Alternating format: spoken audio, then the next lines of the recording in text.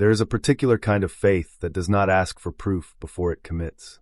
Reverend Thomas Beaumont had that kind of faith. Not just in God, though he had that too deeply and without performance, but in people, in his community. In the idea that if you showed up for others consistently and without calculation, the world would eventually show up for you. He had built his entire life on that faith. 31 years as the pastor of the Greater Mercy Baptist Church in Jackson, Mississippi. 31 years of funerals and weddings and counseling sessions and community dinners and quiet conversations with people who had nowhere else to bring their worst moments. He knew the names of his congregants' children and their children's children. He had held the hands of the dying. He had walked alongside the broken. He was 62 years old when they arrested him. The charge was arson. Specifically, the deliberate burning of a vacant community building 3 blocks from his church. A fire that had spread to 2 adjacent properties and resulted in the death of a homeless man sheltering inside. Thomas Beaumont had not set that fire. He had been at his church, alone, preparing a sermon. But alone means no witnesses. And no witnesses, in a prosecution that decided its answer before examining evidence, meant conviction. He would spend 16 years in a Mississippi state prison before a journalism student found the truth in a box of old court documents. 16 years. For a man who had spent 31 building something. For a man whose faith never wavered. Not even, as we will see, when every reason to maintain it had been systematically taken from him. Thomas Beaumont came to Greater Mercy Baptist in 1981, at the age of 31. He had grown up in rural Mississippi, the son of a sharecropper and a schoolteacher, raised in the particular combination of hardship and dignity that shaped a generation of black Southerners who understood that the world was not yet what it should be and had decided to spend their lives making it closer. He had studied theology at a small college in Tennessee, then returned to Mississippi because he believed that was where he was needed. Greater Mercy had been a struggling congregation when he arrived, 63 members, a leaking roof, a neighborhood losing its middle class to the suburbs. Over 30 years, Thomas Beaumont rebuilt it, not through charisma alone, but through presence. He was simply always there. When the neighborhood flooded, he arrived with dry clothes and hot food. When the school was threatened with closure, he organized the parents. When young men came out of prison with nowhere to go, he found them jobs and housing and a reason to return on Sunday mornings. By 2012, Greater Mercy had 412 members, a food pantry serving 300 families a week, and a youth program that had put 47 young people through college over the previous decade. He was known in Jackson as a man of complete integrity. He had never been arrested. He had never been the subject of a complaint. He was, by every measure, exactly what he appeared to be. On the night of March 8, 2012, a vacant community building on Harwell Street in Jackson caught fire at approximately 11:15 in the evening. The building had been unoccupied for 3 years. It was known locally as a place where homeless individuals sometimes sheltered overnight. On the night of the fire, a 53-year-old man named Ray Coles was inside. He had been sleeping in the back room. He did not get out. The fire marshal's investigation concluded the fire had been deliberately set. Accelerant traces were found near 2 ground floor windows. The pattern of burning was consistent with multiple ignition points. This was arson, and because a man had died in it, it became a homicide investigation. The detectives looked at who might have had reason to burn that building. 3 years earlier, it had been the subject of a dispute. A developer had wanted to purchase it for a residential project. A community coalition had opposed the sale. Thomas Beaumont had been the most prominent voice of that opposition. That was, to all appearances, the beginning and end of the theory that put him in the frame. The lead detective was Roy Satterfield, 22 years with the Jackson Police Department. He was not a corrupt man, but he was a man who had learned to work with the tools available to him, and in spring 2012, those tools pointed toward Thomas Beaumont. A witness emerged, a 19-year-old named Darnell Price who lived 2 streets away. Darnell told police he had been walking home shortly after 11 and had seen an older black man in dark clothing near the building, carrying something, who walked quickly away when noticed. Darnell was shown a photograph lineup 3 days later. He identified Thomas Beaumont.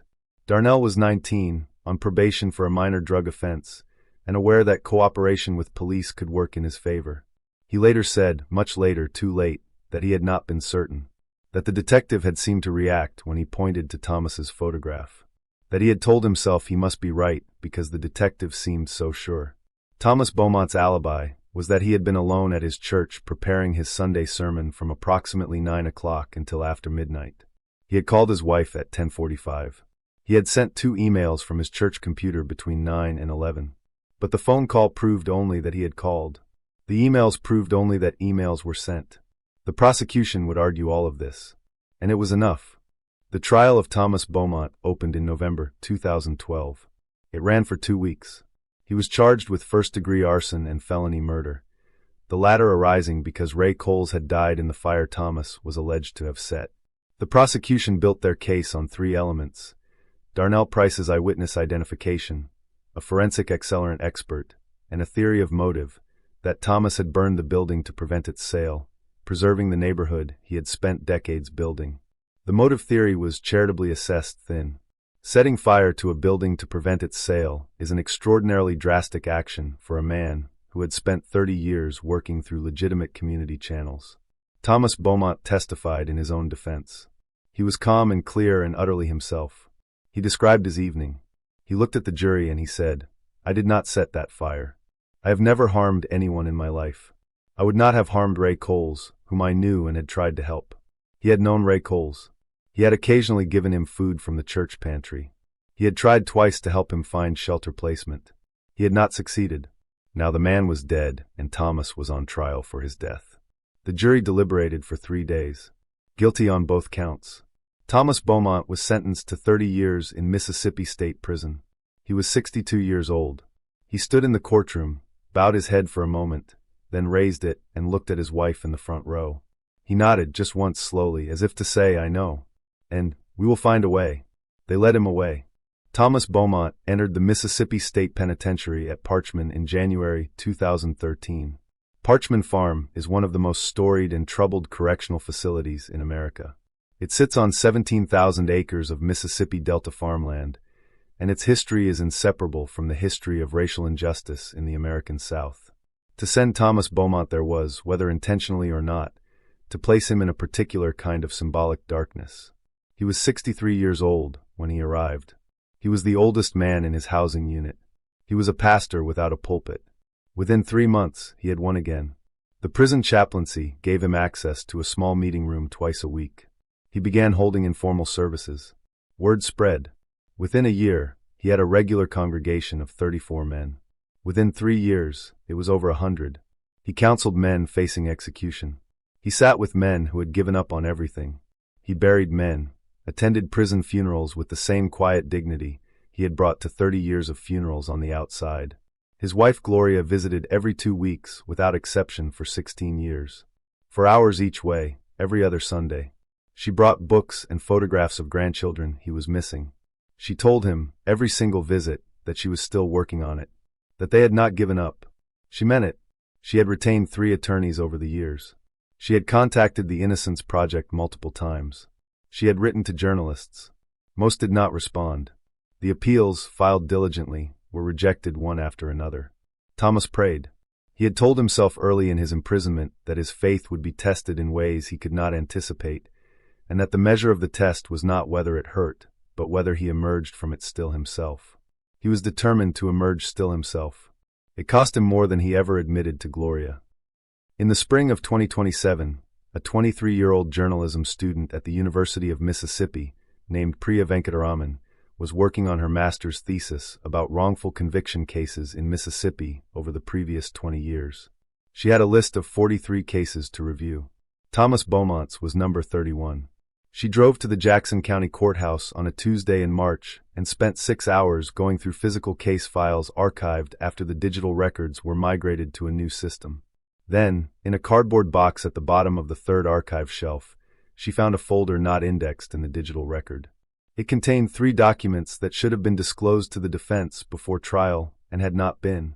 The first was a supplementary statement from Darnell Price, taken 3 days before trial, in which he told Detective Satterfield he was no longer certain of his identification and was worried he had pointed to the wrong person. The statement had been filed and not disclosed. The second was an internal fire marshal report noting a second set of accelerant traces near a side entrance, inconsistent with the prosecution's theory. This had been superseded by a revised report omitting the finding. The third was a record of an anonymous tip received 10 days after the fire, describing two young men near the building carrying containers, neither matching Thomas Beaumont's description. The tip had been logged and not followed up. Priya sat in that courthouse archive room for a long time after reading those 3 documents. Then she called her thesis supervisor, then a civil rights attorney. Then she drove directly to the Mississippi State Penitentiary. She arrived at 4:30 in the afternoon and asked to speak with Reverend Thomas Beaumont. She was 23 years old. She had found in an afternoon what 16 years of formal legal process had not. The legal process that followed Priya's discovery moved with unusual speed. The 3 suppressed documents were clear Brady violations. Darnell Price's suppressed recantation alone was sufficient to undermine the conviction. The Mississippi Attorney General's office did not resist. The reviewing prosecutor, Sarah Chun, stated that the original prosecution had been built on an incomplete evidentiary record and that continuing to defend the conviction would be inconsistent with the obligations of the office. On September 14, 2027, a judge vacated Thomas Beaumont's conviction. Thomas Beaumont walked out of Parchman Farm on a warm September morning. He was 78 years old.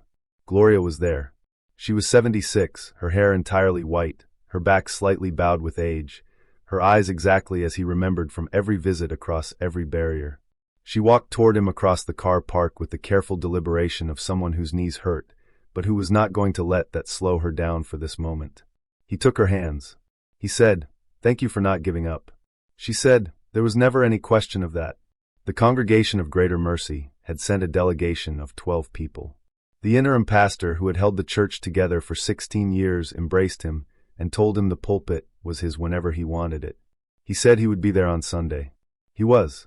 The state of Mississippi compensated Thomas Beaumont $50,000 per year of wrongful imprisonment. For 16 years, that amounted to $800,000. Detective Roy Satterfield, who had suppressed Darnell Price's recantation, had retired in 2019 and died in 2026, 1 year before Thomas was exonerated. He faced no consequences in his lifetime. The original prosecutor had retired in 2020. She issued a statement expressing sympathy. Thomas Beaumont declined to respond publicly. He was asked in a media interview whether he felt anger toward those who imprisoned him. He was quiet for a long time. Then he said, "I have spent 16 years learning the difference between what I can control and what I cannot. I choose not to carry their actions in my body as anger. That would be giving them something they don't deserve." Thomas Beaumont is back at Greater Mercy Baptist Church. He is 79 years old. He preaches twice a month. The food pantry still serves more families than ever. The youth program has now sent 63 young people to college. Priya Venkataraman completed her thesis. It won a National Journalism Award. She now works as an investigative journalist covering criminal justice. Thomas Beaumont has publicly called her the most important journalism student he has ever met. Gloria and Thomas celebrated their 54th wedding anniversary in 2028. At the celebration, Thomas gave a short speech. He thanked Gloria. He thanked the congregation. He thanked Priya. Then he said, "There are people in prisons right now who have done nothing wrong. I know this because I was one of them. The only thing that brought me home was a young woman who chose to look carefully at a box of old documents. One person looking carefully." He paused. He said, "I am asking every single one of you to be that person for someone. Look carefully. Ask questions. Don't assume the system got it right just because it said it did." The room was very quiet. Then his granddaughter, 17 years old, front row, started clapping. The rest of the room followed.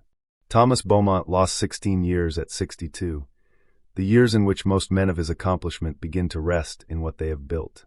He lost them because a detective suppressed evidence, because a prosecution proceeded on an incomplete record, because a jury trusted an uncertain eyewitness and a motive theory that should never have survived scrutiny, because 4 formal appeals failed to find what one journalism student found in an afternoon.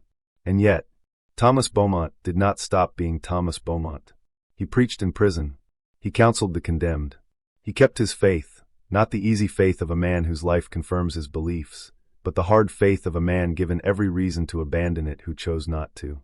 That asks something of the rest of us.